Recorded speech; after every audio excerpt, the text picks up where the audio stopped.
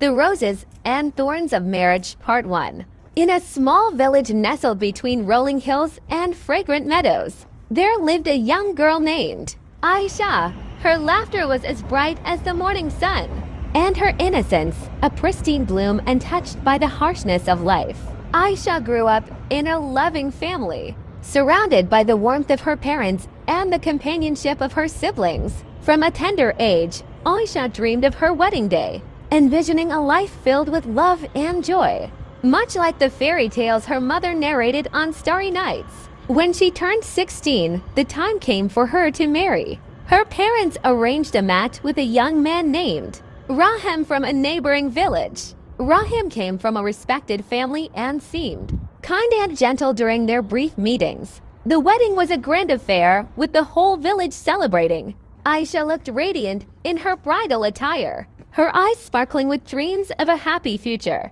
As she stepped into her new life, she carried with her the hopes and blessings of her family. However, the initial days of marriage felt different than she had imagined. Rahim, who had appeared patient and considerate, gradually revealed a side that was far from her dreams. He was often impatient and demanding, his demeanor starkly contrasting the gentle image he had projected. The home she entered, instead of being a haven of love, was filled with unspoken tensions and unmet expectations. Aisha tried to adapt to her new environment, believing that her love and efforts would eventually bridge the gap between her dreams and reality. She rose early every morning, performing household chores with dedication, preparing meals with care, and tending to the needs of Rahim and his family. Yet, her efforts often went unnoticed, her mistakes magnified, and her opinions dismissed. As days turned into weeks, and weeks into months,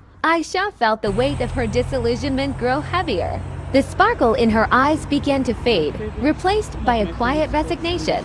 The vibrant girl who once danced with joy now moved through her days like a shadow, her spirit wilting under the pressure of her unfulfilled dreams. What would you do in this situation? What do you think Aisha did? Find out in Part 2. Please comment and help share this story to help others. So many people are going through a lot in marriage.